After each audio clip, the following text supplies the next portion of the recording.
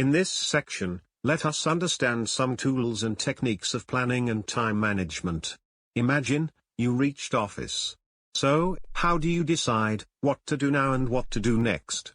What to do in the first half and what to do in the second half? What tasks you can do today and what assignments you can push to tomorrow or day after? Do you have any such criteria that you use to decide or plan your day? How do you decide what is urgent, what is not so urgent and what is important? So, when you do not have a plan, this is the starting point to lose control. Rather than being in the driving seat, you choose to be driven around and spend your time in unproductive ways. You are railroaded into other tasks and become a victim of time. So, it becomes very important to figure out the difference between urgent and important.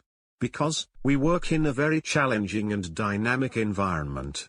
If we fail to identify the different demands of different tasks, we become unproductive. In the next lecture, we will discuss the difference between urgent and important.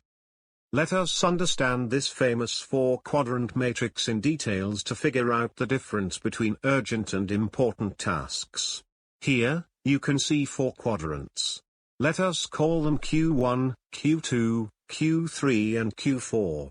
And, now let us begin with the first quadrant, which is urgent and important. What activities fall into this category? All activities that are deadline-driven, that means there is a target date or pressing needs that are looming closer or hovering over you, fall into this category. These are easy to identify. We prioritize these tasks because they have a deadline which is critical.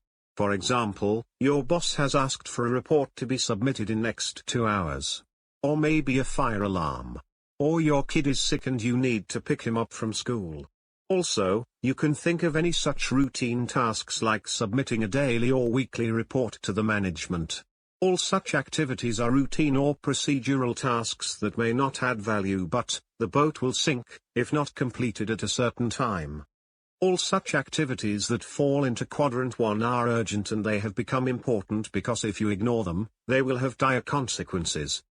The next quadrant, Q2, is important but not urgent. These are the tasks that add value. These are beneficial for long-term planning and development. But if you ignore these tasks, tomorrow they will become urgent. They will move from Quadrant 2 to Quadrant 1. For example, learning a skill that will help you tomorrow in your job. Or exercising. Taking care of your health is important.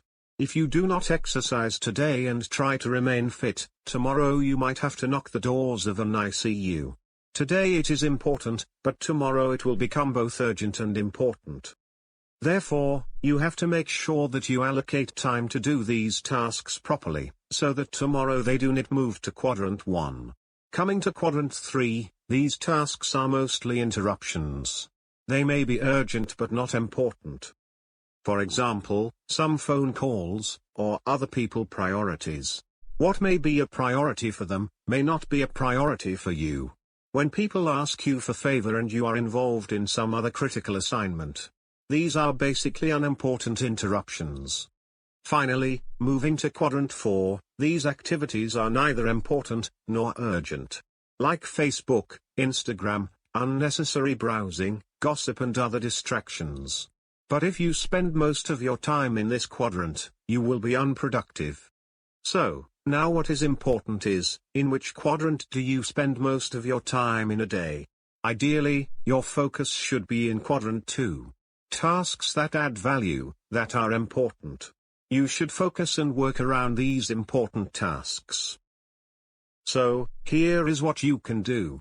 An exercise for you which is very simple and straight. On your to-do list, if you have 10 tasks, circle these tasks as which is urgent and which is important, based on these quadrants. In the next lecture, we will discuss what we must do with the tasks of each of these categories, and finally we can decide, plan and act accordingly for greater efficiency and effectiveness.